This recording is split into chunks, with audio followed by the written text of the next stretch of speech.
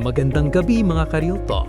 Welcome back sa ating podcast, ang tambayan kung saan walang bawal na tanong at walang pinalilipas na katotohanan. Ako ang inyong host, si Ben, at ngayong gabi, pag-uusapan natin ang isang numero na tila nagbibigay ng kaba sa marami sa atin, ang numerong 30. At ako naman si Kate. Ben, alam mo sa lipunan natin, parang may invisible na alarm clock na tumutunog kapag tunto mo ng 30. Biglang tatanungin ka ng mga tito at tita mo sa reunion, oh, bakit wala ka pang kasama? Bakit single ka pa rin? Parang ang tingin nila kapag umagot ka sa edad na ito ng walang seryosong relasyon, may defect ka na o baka naman mapili ka masyado. Kaya ang topic natin ngayong gabi ay, red flag ba kung 30 na pero wala pang seryosong relasyon? Napakaraming nag-i-email sa atin tungkol dito, Kate. Maraming nakakaramdam ng matinding pressure. Para bigyan tayo ng perspective, pakinggan natin ang sulat mula kay 30 and Thriving Ima. Sabi niya sa kanyang letter, Hi Ben and Kate, I just turned 30 last month. I have a stable career, I traveled to 10 countries already, and I'm genuinely happy with my life. Pero nitong huli, feeling ko ako ang topic ng chismis sa pamilya namin. Sabi ng mama ko, red flag daw sa mga lalaki kapag nalaman nilang at 30, never pa ako nagkaroon ng long-term relationship. Sabi naman ng friends ko, baka raw takot ako sa commitment. Ben at Kate, totoo ba? Am I a walking red flag dahil pinili kong unahin ang sarili ko at ang career ko sa loob ng 10 taon? Ay, Tina, una-una happy birthday. At pangalawa, gusto ko lang sabihin na ang galing mo. Dahil sa edad na 30, alam mo na ang gusto mo sa buhay. Ben, let's tackle the red flag stigma. Sa mundo ng dating, kapag nakita ng isang taong wala pang serious history ang kadate nila na nasa 30s na, ang unang pumapasok sa isip nila ay, baka mahirap itong pakisamahan, baka may itinatagong ugali, o baka hindi ito marunong mag-compromise. Correct. Yun ang perception ng iba na ang relasyon ay parang work experience, na kapag wala kang experience sa resume mo, hindi ka hireable. Pero kailangan nating basagin ang mindset na ito.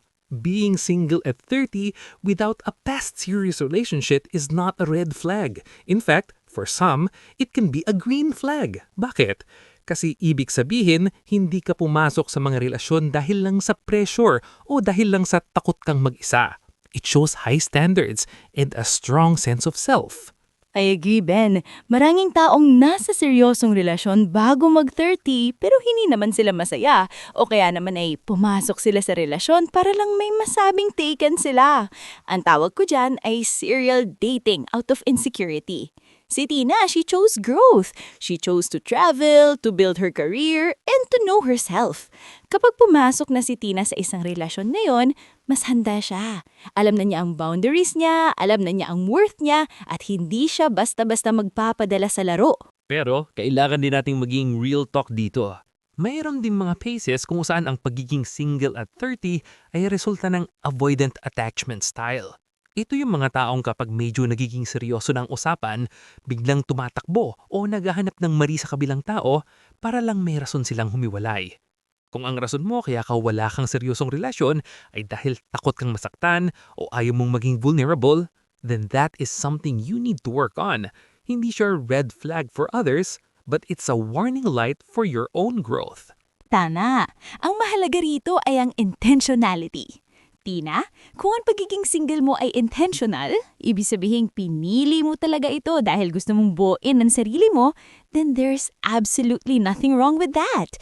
Ang pag-ibig ay hindi karera. Walang premyong maunang magpakasal kung maghihiwalay din naman pagkatapos ng ilang taon dahil hindi pala kayo kilalang sa ili nyo. Di bakit? Mas mahirap mag-repair ng broken heart at 35 kaysa mag-start ng bagong love story at 30.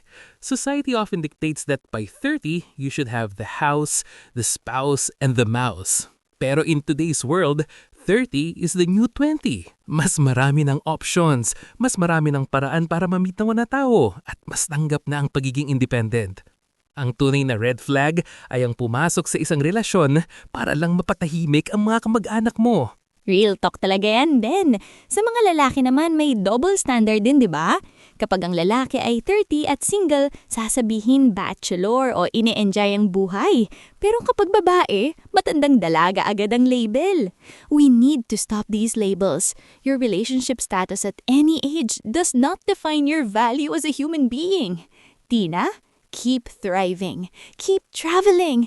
Ang taong para sa'yo ay hindi mo tatakot sa lack of experience mo, kundi hahangaan ang depth ng pagkatao mo na labuo mo noong mga panahong mag-isa ka. And for those who are dating someone who is 30 and never been in a relationship, huwag kayang matakot.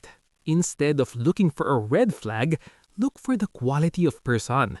Is this person emotionally mature? Is this person kind? Is this person ready to learn how to be in a partnership? Kung ang sagot ay yes, then their past or lack thereof shouldn't matter.